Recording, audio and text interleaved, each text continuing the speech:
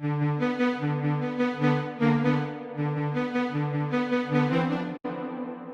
to Voluble Minds, reflections on and abbreviated readings of famous philosophical dialogues.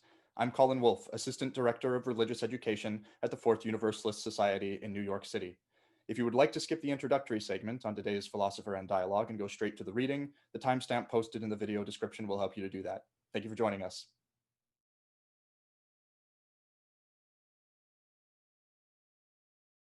Our second Platonic dialogue will be Meno, in which Socrates discusses the nature of virtue with his friend Meno while the latter is visiting Athens. Though reflecting on an earlier time, Meno was written in about 380 BCE.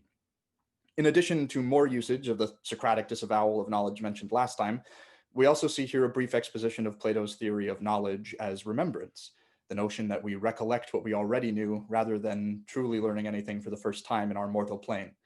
This implicates two of Plato's other major ideas, that of an ideal realm to which we are granted access in intervals between lives, and by extension of that, reincarnation. The myth of in which Plato closes out the Republic, elaborates on just how this is meant to work. We drink from the River Lethe before we take up a new life, and thus forget everything particular to us. And yet we retain certain common aspects of lived experience, as well as the truths imbued in us in the ideal plane, and thus we're more likely to be relearning all of it in the course of our next life. Well, our last dialogue, Ion, comes to a clear, if questionable, conclusion. Meno serves more to establish the difficulty of practically defining an abstract term like virtue than it does to decisively answer its opening query. But in some ways, that makes it a more effective prompt for further consideration. I'm joined today by Casey Wood, one of my dear friends. He studied English and biology for undergrad at University of Florida and Florida State University, and has worked as an EMT, ghostwriter, and currently as a biology teacher and admissions director at the American Heritage School in Fort Lauderdale, Florida. Each of us having been raised in very different political cultures, the many years we have put into mutual understanding and affection, though not always resulting in agreement, amounts to what I think we would both describe as a great success story for the dialogic process. Casey will be reading Socrates to my Meno today. We'll be using Benjamin Jowett's translation of Meno, which is in the public domain. Please enjoy this selection from Meno.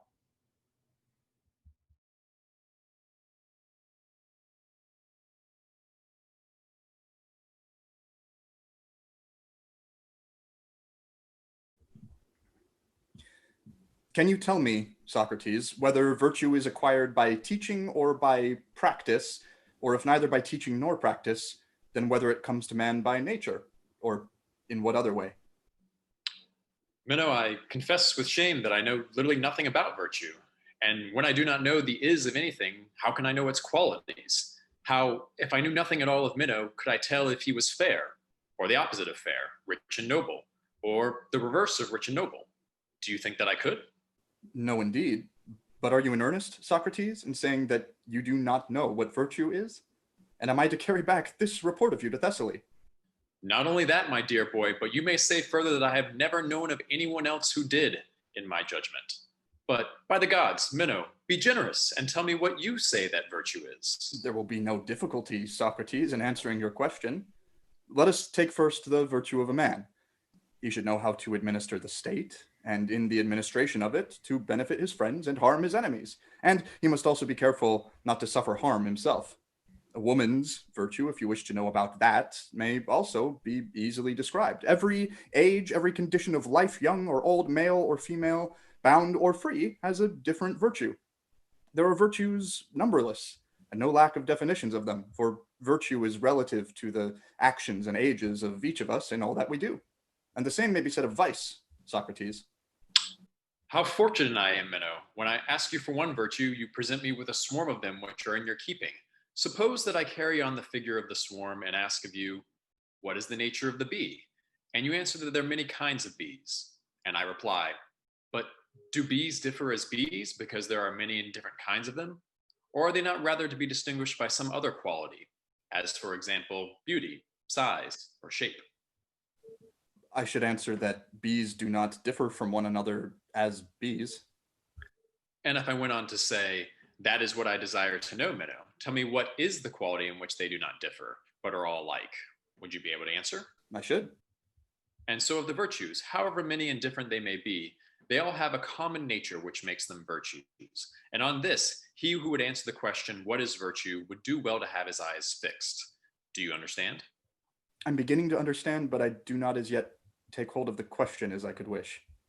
When you say, Meno, that there is one virtue of a man, another of a woman, another of a child, and so on, does this apply only to virtue, or would you say the same of health and size and strength? Or is the nature of health always the same, whether in man or woman? I should say that health is the same, both in man and woman. And is not this true of size and strength?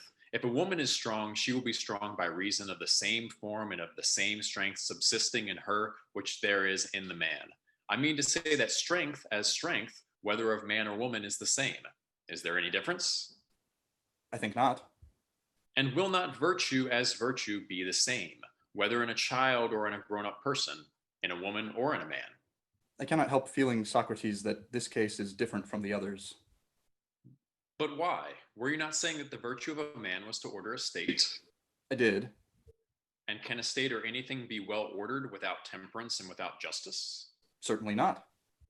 Then they who order a state or a house temperately or justly order them with temperance and justice? Certainly. And can either a young man or an elder one be good if they are intemperate and unjust? They cannot. Then all men are good in the same way, and by participation in the same virtues? Such is the inference. And they surely would not have been good in the same way unless their virtue had been the same? They would not.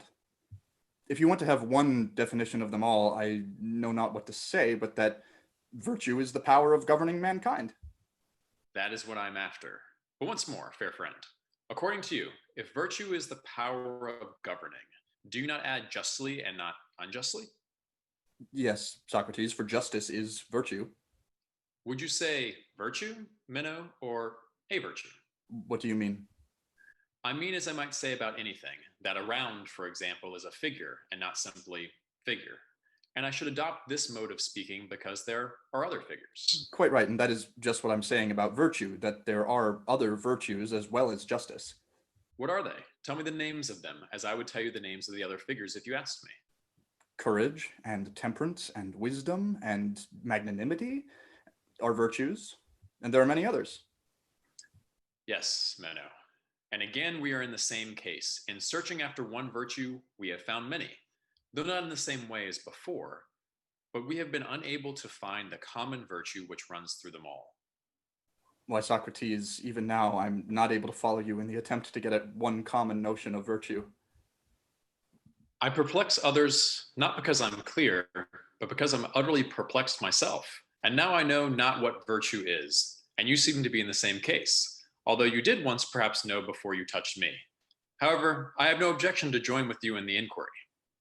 And how will you inquire, Socrates, into that which you do not know? What will you put forth as the subject of inquiry? And if you find what you want, how will you ever know that it is the thing which you do not know? I know, Meno, what you mean. But just see what a tiresome dispute you are introducing. You argue that a man cannot inquire either about that which he knows or about that which he does not know. For if he knows, he has no need to inquire. And if not, he cannot, for he does not know the very subject about which he is to inquire. Well, Socrates, is not the argument sound? I think not. Why not? I will tell you why. I have heard from certain wise men and women who spoke of things divine that What did they say? they spoke of a glorious truth, as I conceive. What was it? And who were they? Some of them were priests and priestesses who had studied how they might be able to give a reason of their profession. There have been poets also who speak of these things by inspiration, and they say the soul of man is immortal, and in one time has an end, which is termed dying, and in another time is born again, but is never destroyed.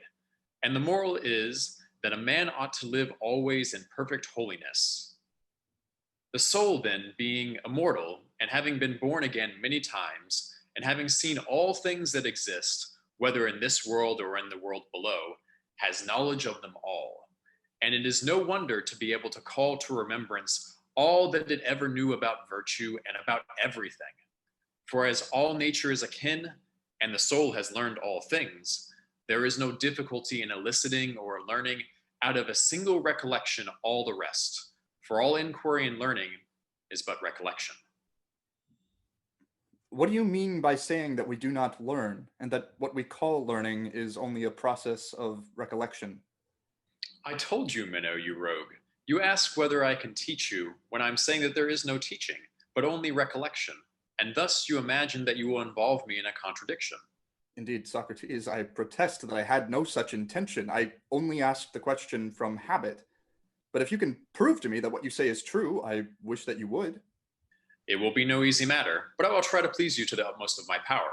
Attend now to my questions and observe whether you learn of me or only remember. I will. Tell me, do you know how to recognize the figure of a square? I do. And you know that a square figure has these four lines equal? Yes. And a square may be of any size. Certainly. And if one side of the figure be of 2 feet and the other side be of 2 feet, how much will the whole be? 4 feet square, Socrates. And might there not be another square with each side twice as long as this, and having like this the lines equal? How many feet will that be? 4 feet by 4 feet would be 16 feet square, Socrates.